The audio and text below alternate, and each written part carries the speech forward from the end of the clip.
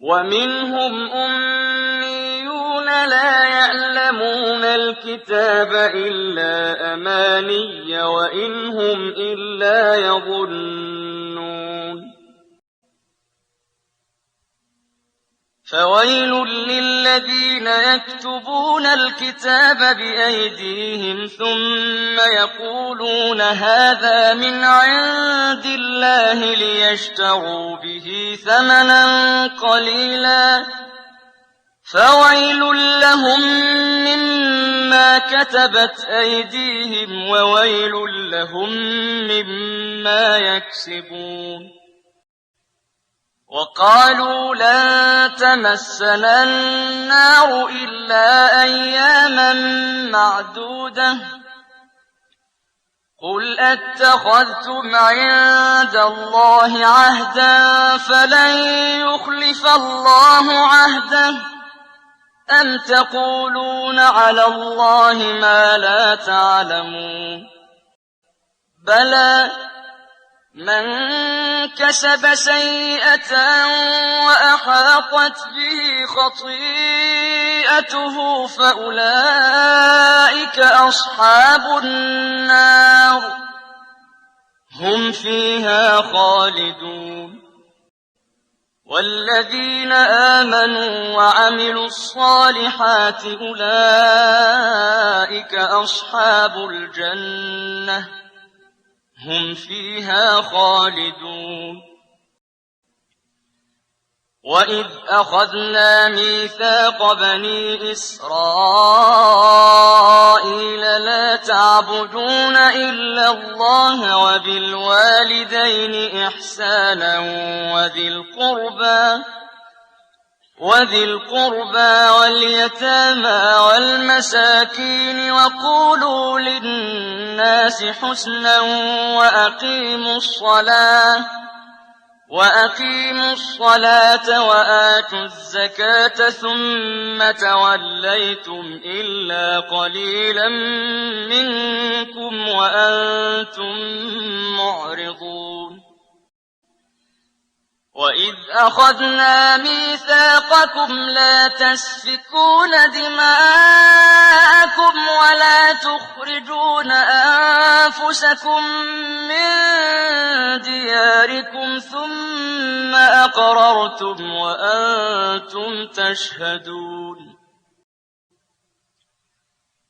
ثم أنتم هؤلاء تقتلون أنفسكم وتخرجون فريقا منكم من ديارهم تظاهرون عليهم بالإثم والعدوان وإن يأتوكم أسارى تفادوهم وهو محرم عليكم إخراجهم أفتؤمنون ببعض الكتاب وتكفرون ببعض فما جزاء من يفعل ذلك منكم إلا خزي في الحياة الدنيا ويوم القيامة يردون إلى أشد العذاب وما الله بغافل عما تعملون أولئك الذين اشتروا الحياة الدنيا بالآخرة فلا يخفف عنهم العذاب ولا هم ينصرون ولقد آتينا موسى الكتاب وقفينا من بعده بالرسل وآتينا عيسى ابن مريم البينات وأيدناه بروح القدس أفكلما جاءكم رسول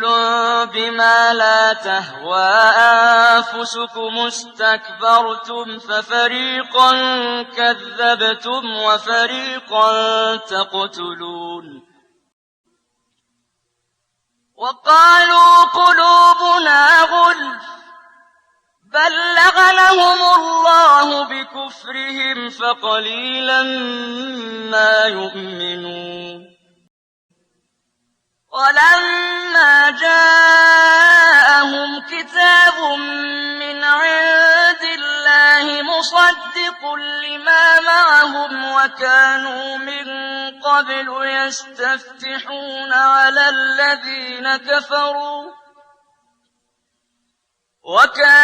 من قبل يستفتحون على الذين كفروا فلما جاءهم ما عرفوا كفروا به فلعنة الله على الكافرين بئس ما اشتروا به أنفسهم أن يكفروا بما أنزل الله بغيا أن ينزل الله من فضله على من يشاء من عباده فباءوا بغضب على غضب وللكافرين عذاب مهين وإذا قيل لهم آمنوا بما أنزل الله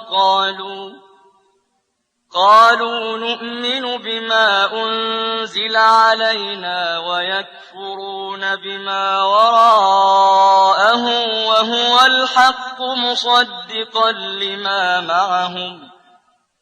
قل فلم تقتلون أنبياء الله من قبل إن كنتم